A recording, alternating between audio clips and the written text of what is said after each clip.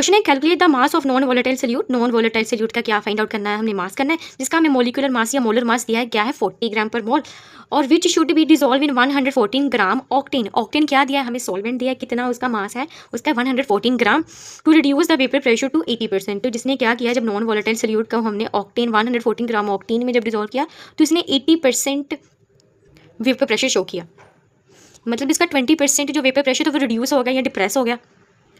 तो हमारे पास गिवन क्या क्या है, हमारे पास मोलिकुलर मास या मोलर मास गिवन है किसका, नॉन वोलेटाइल सोल्यूट का, वो कितना है 40 ग्राम, और हमारे पास मास गिवन है सॉल्वेंट का जो कि है 114 ग्राम, और वेपर प्रेशर में कितनी रिडक्शन आई है 20% आई है, तो टोटल वेपर प्रेशर कितना हुआ 80%। तो हमें पता है कि ऑक्टेन गिवन है सॉल्वेंट, तो ऑक्टेन का क्या केमिकल फॉर्मूला होता है C8H18, कार्बन के 8 एटम्स एंड हाइड्रोजन के 18 एटम्स। जब हमने इसका मोलिकुलर मास निकाला means 8 number of carbon atom multiply by its atomic mass, 18 number of hydrogen number multiply by its atomic mass. तो हमारे पास आ गया 96 for carbon and 18 for hydrogen. जब हमने इसको प्लस किया तो हमारे पास आ गया 114 ग्राम पर मोल। ये क्या आ गया, हमारे पास सॉल्वेंट का मोलर मास आ गया। अभी हमारे पास मास भी है सॉल्वेंट का और मोलर मास भी है। अगर हमारे पास मोलर मास भी है और मास भी है तो हम इसके इजीली मोल्स निकाल सकते हैं। तो मोल्स निकालने का क्या फॉर्मूला है, mass divided by molar mass. Mass कितना है 114 ग्राम, और मोलर मास जो हमने निकाला वो भी है 114 ग्राम। जब हम इसकी कटिंग करी तो हमारे पास कितने मोल्स आए, नंबर ऑफ मोल्स है 1। तो N1 को मैंने माना है सॉल्वेंट के नंबर ऑफ मोल्स, तो N1 कितना आ गया 1। फिर मैंने लगाया final formula, vapour pressure of solvent in its pure form minus vapour pressure of the solution divided by vapour pressure of pure solvent which is equal to mole fraction of solute. तो हमने मान लिया कि pure state में उसका 100% vapour pressure था और solution का हमें बताया है कि कितना परसेंट है 80%। तो हमें पता है जब भी हमने मोल फ्रैक्शन निकालना होता है तो जितने नंबर ऑफ मोल्स उस पर्टिकुलर कंपोनेंट के प्रेजेंट है, जब हम उसको डिवाइड कर देंगे टोटल के मोल्स के साथ तो हमारे पास क्या आ जाएगा, उसका पर्टिकुलर का मोल फ्रैक्शन आ जाएगा। तो हमने किया N2 क्या माना, हमने number of moles of solute, जब हम उनको डिवाइड कर दिया number of moles of solvent plus number of moles of solute, तो हमारे पास क्या आ जाएगा, मोल फ्रैक्शन ऑफ सोल्यूट। तो अभी क्या करना है, हमने वैल्यूज़ को फिल कर देनी है। P0 की जगह हमने 100 लिख देना है और P की जगह हमने क्या लिख देना है 80।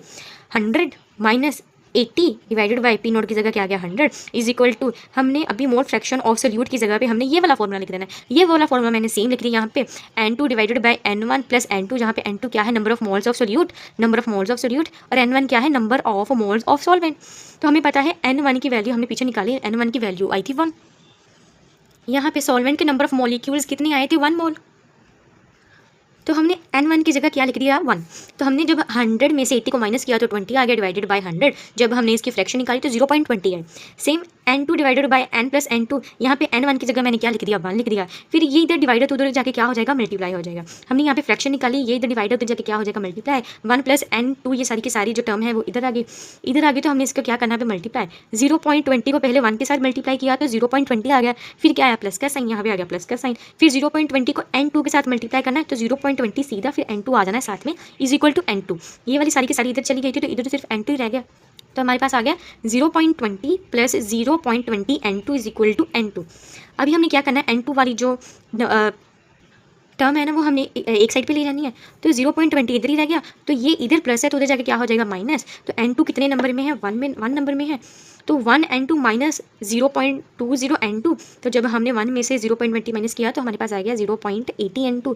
अब ये इसको इधर ये मल्टीप्लाई है, 0.80 मल्टीप्लाई है N2 के साथ, इधर मल्टीप्लाई तो उधर जाके क्या हो जाएगा डिवाइड। तो 0.20 को जब हमने 0.80 के साथ डिवाइड कर दिया तो हमारे पास आंसर आ गया 0.25, जो कि हम is equal to N2। N2 means number of moles of solute. अभी हमारे पास सोल्यूट का नंबर ऑफ मोल्स भी आ गए हैं कि नंबर ऑफ मोल्स सोल्यूट के कितने हैं 0.25। तो जैसे ये फॉर्मूला है, हमारे पास मास और मोलर मास था तो हमने नंबर ऑफ मॉलिक्यूल्स निकाल लिए थे सॉल्वेंट के। सेम अगर हमारे पास मोल्स का नंबर भी पता है हमें और मोलर मास का भी नंबर पता है तो हम इजीली मास निकाल सकते हैं। जैसे यहाँ पे हमें मोलर मास या मोलिकुलर मास दिया था नॉन वोलेटाइल सोल्यूट का जो है 40 ग्राम पर मोल, और यहाँ पे हमने नंबर ऑफ मोल्स भी कैलकुलेट कर लिए, तो फिर हम मास इजीली कैलकुलेट कर सकते हैं। तो ये था formula, moles is equal to mass upon molar mass. तो हमने क्या निकालना है मास, अगर ये इधर डिवाइड है तो उधर के जाके क्या हो जाएगा मल्टीप्लाई। जब हम मोल्स को मल्टीप्लाई कर देंगे उसके मोलर मास के साथ तो हमारे पास क्या आ जाएगा मास। मोल्स कितने निकाले हमने 0.25, यहाँ पे लिख दिया 0.25, फिर हम मल्टीप्लाई का साइन यहाँ पे आ गया मल्टीप्लाई का साइन। फिर हमारे पास मोलर मास कितना है 40 ग्राम पर मोल, यहाँ पे लिख दिया 40। जब हमने इसको मल्टीप्लाई कर दिया तो हमारे पास आ गया 10 ग्राम। 10 ग्राम क्या है मास किसका, सोल्यूट का। तो सोल्यूट का मास ही हमने निकालना था, तो ये है हमारा आंसर।